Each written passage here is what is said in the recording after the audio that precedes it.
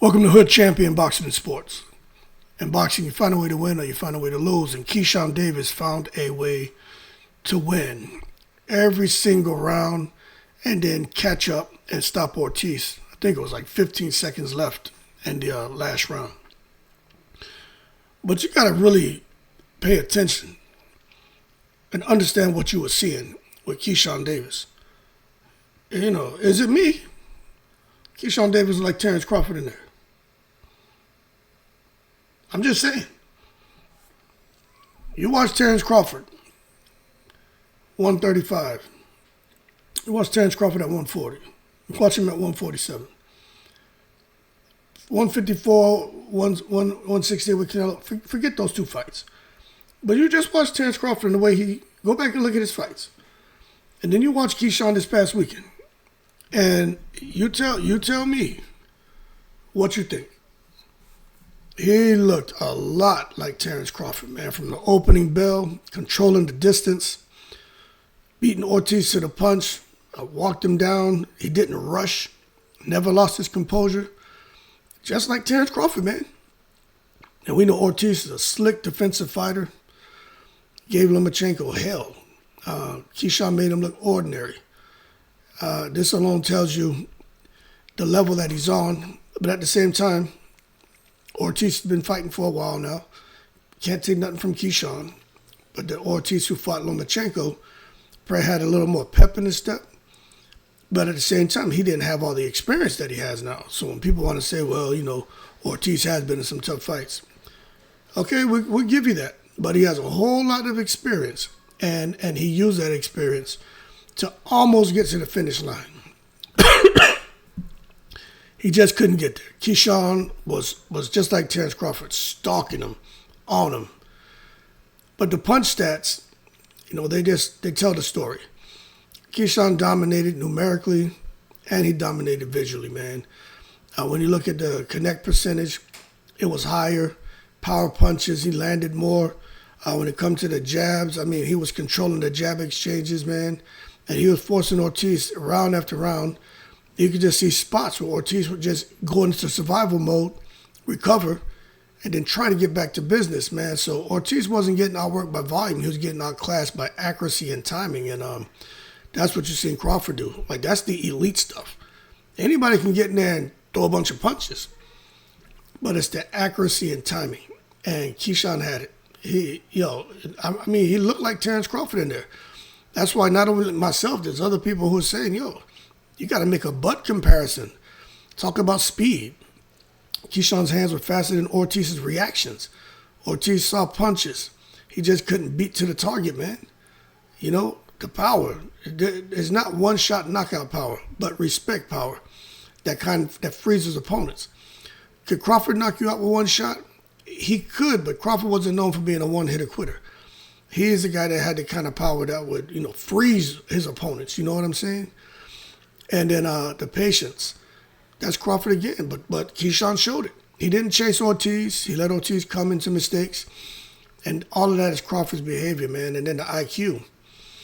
I was watching Keyshawn. I'm like, all right, he's winning. But I saw him changing rhythm. I saw the faint battle going on between both of them. I saw him setting traps, taking away the escape routes. I saw him going to the body, upstairs, in combination. The stuff he was doing is not Teofimo Lopez athleticism type fighting. No, that shit was thinking, high IQ type fighting, and that's what made that's what made a lot of the difference in that fight. Plus, he has the discipline. I don't think I saw Keyshawn throw a wild swing and get off balance. I didn't see him, even when he got hit one or two times where he allowed his pride and ego get involved and he turned into a mash-up, crash-up. I didn't see any reckless moments. I didn't see anything to make me believe Keyshawn is out here fighting like a prospect. He was fighting like a damn veteran, in my opinion.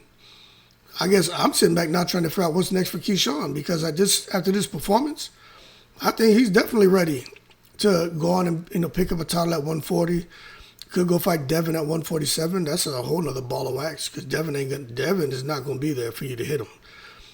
But I think he can go fight the former champions, top 10 guys, big name test, he's ready. Like, who could he go on and fight next? I mean, you got Rolly Romero, you got Frank Martin, Gary Antoine Russell is somebody, man, that people seem to be sleeping on because they know he's a real deal. I don't think he'll ever fight Shakur Stevenson. Pitbull Cruz is floating around. Teofimo just took a loss. He could want to fight a guy like Keyshawn next, you know. But he's a problem. Yo, Keyshawn is a problem. He's not just talent anymore. He's a problem. I was even thinking, like, with Jamaine Ortiz, what could he have done different? And I'm going to be honest with you, I don't think he could have done anything different.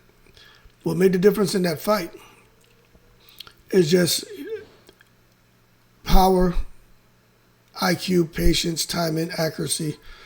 But the conditioning, Ortiz had great conditioning, but Davis had great conditioning. Man, I want to say Davis's conditioning was better than Ortiz. It was better than Ortiz, man. And Ortiz was there, still going in the last round, but you could just see Keyshawn was still throwing with speed, power. It just takes a lot to get into that kind of shape. It's crazy, like an endless gas tank, or a bottomless gas tank. Like, the man just was going and going and going and going, man. Sometimes I wonder, how are they training to achieve that level of conditioning? You know what I'm saying? It's crazy. But for Jamaine Ortiz, I would have liked to see him sit down on his punches more, but then if he would have took more risk, could have got ugly. But maybe he needed to make it ugly. Grab, clinch, twist, throw him down, push him, elbow him, shoulder him it. Maybe he had to make it ugly and step inside, stop all that circling bullshit. But Jamaine Ortiz fought good. He fought a good fight. You know, he tried to box safely, but Keyshawn's arms were just too long. Keyshawn, that's why he looked like Terence Crawford. Long-ass arms. He got heavy hands, obviously. And he was just touching up Ortiz at will, man. But I tell you what, when Ortiz and you're in there fighting against somebody who got faster hands, better timing, a stronger jab, more power, you can't win by being cautious. Or Ortiz, to me, he needed chaos, but he stayed polite inside that ring. And you can't be in there trying to coochie-coo, chicken peck, and tickle your way to a victory, not with Keyshawn Davis. Keyshawn Davis is going to pick up on that, and he's going to say, okay, that's what you want to do? Well, all right. That means you don't want to be in here, so I'm going to get you up out of here.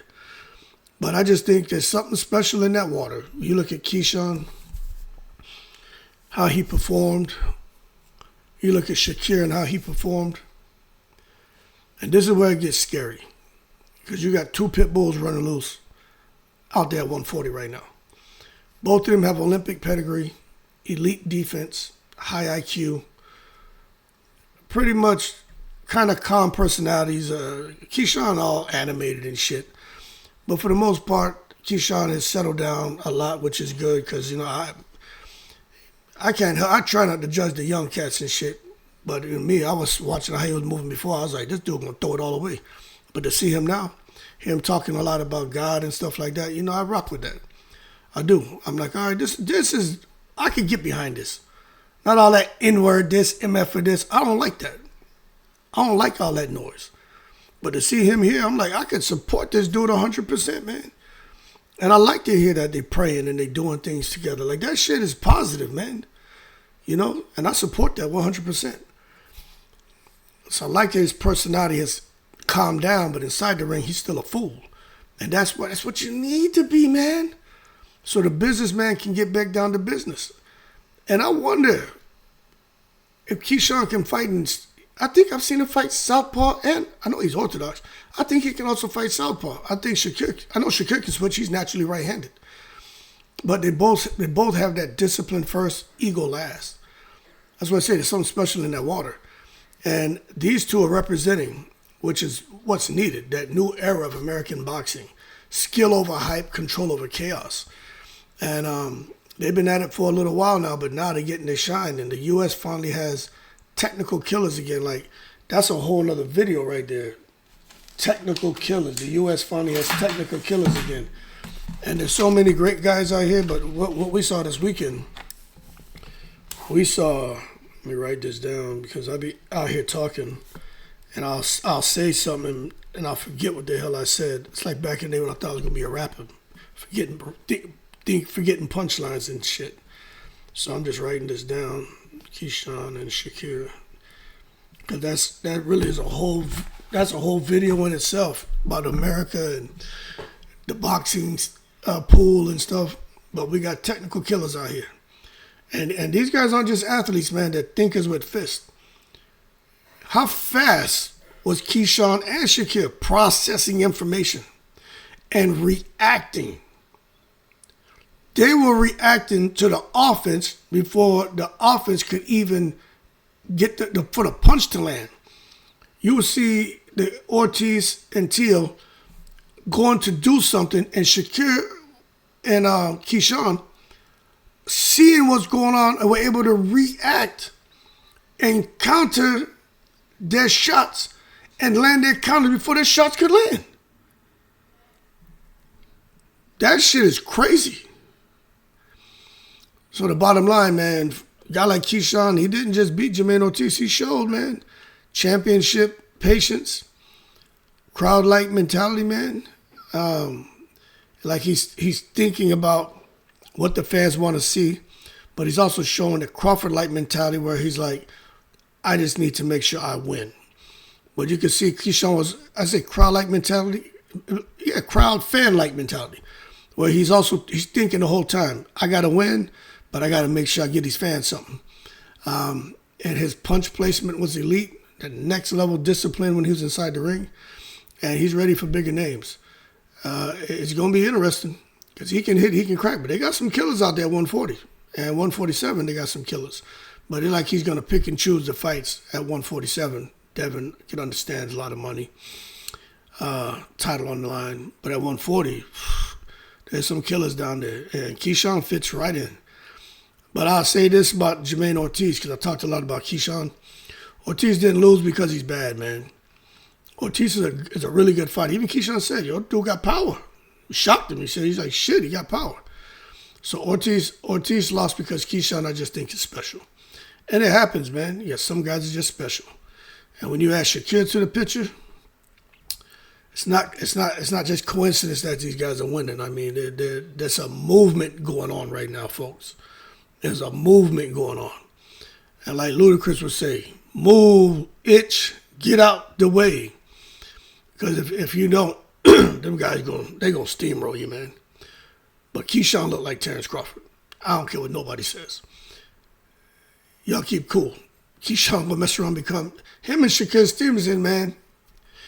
I think Shakur's already on the pound for pound list, but Keyshawn gonna F around and become a pound for pound star in boxing. You watch. In the break.